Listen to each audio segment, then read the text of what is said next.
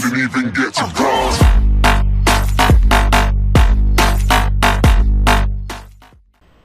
السلام عليكم. اليوم راح نقدم لكم شرح عن إنشاء غلاف لقناتك على اليوتيوب. الطريقة سهلة وبسيطة، يعني من خلال إنشاء مجلد. نختار هنا القياسات.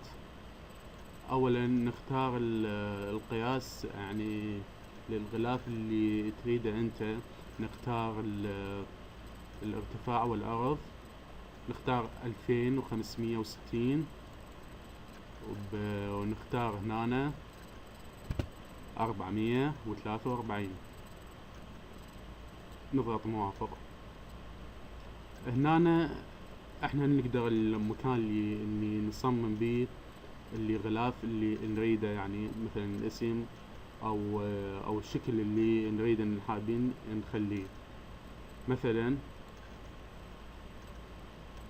هنا عندي مجموعة من الأغلفة، خلينا نسحب هذا.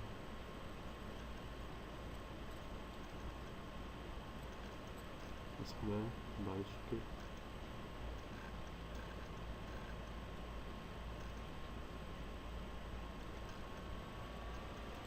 يعني هنا مثلا تقدر تكتب اسمك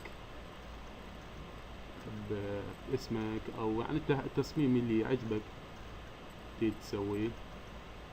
ولما تكمل تضغط على فايل سيف از. نختار الصيغة اللي هي JPG. هنا الاسم النيم نكتب اي شيء، والمكان اللي نريده هنا حاط على سطح المكتب اني سيف. اوكي، هسه انحفظ.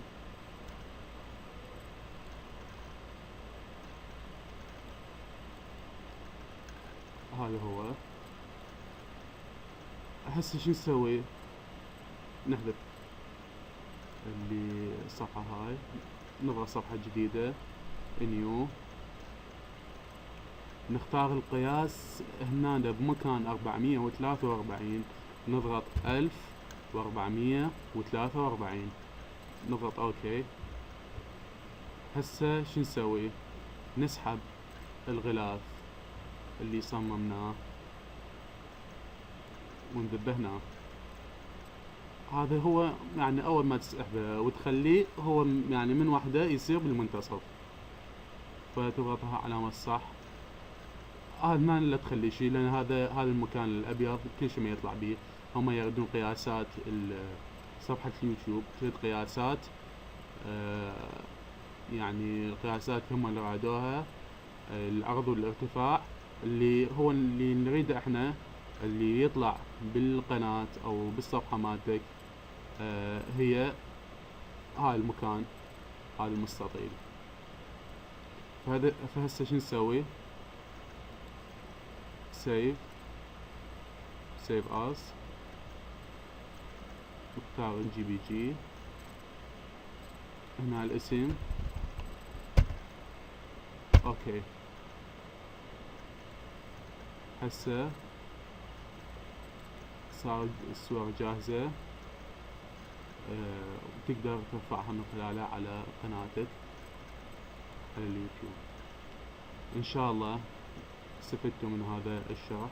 السلام عليكم ورحمة الله وبركاته.